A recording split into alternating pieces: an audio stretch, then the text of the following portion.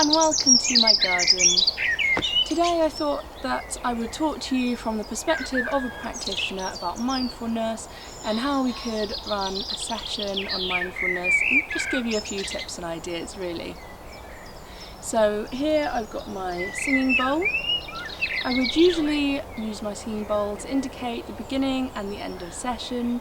It's got a nice gentle sound that will bring our group out of what they're doing and into the present and just give them that indicator that they need to get ready to move on.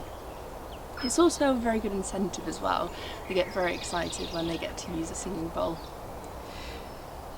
So a mindfulness session, I would normally start by asking the group to find a space, somewhere calm, somewhere away from everyone else, and maybe ask them to close their eyes.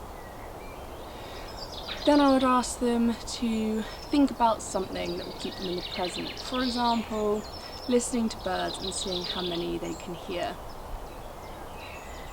Then I would play my singing bowl to indicate that this is when their quiet time begins.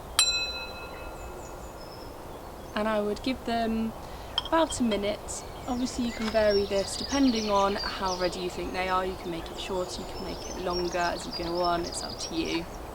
But after that minute is up, I will go to each individual child and put a hand on their heads, just very gently to bring them to the present, and then let them play the singing bowl. And once I've got to the last child, then I will ask them how many birds they heard. And obviously it depends, not every child has to answer, it is entirely up to them whether they answer or not.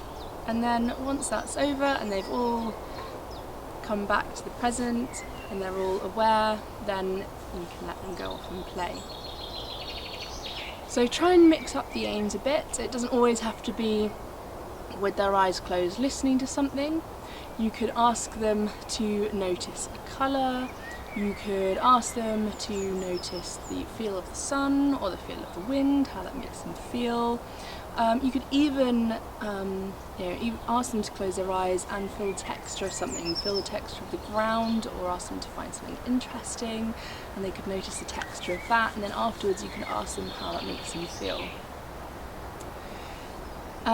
So as an add-on to this video, I wanted to do a few mindfulness videos taking some shots of nice places in my garden that have particularly interesting colours or places that I know that wildlife visit, and I thought that maybe you could use that in nursery, in home, in schools, and particularly at the moment where some of us can't go outside.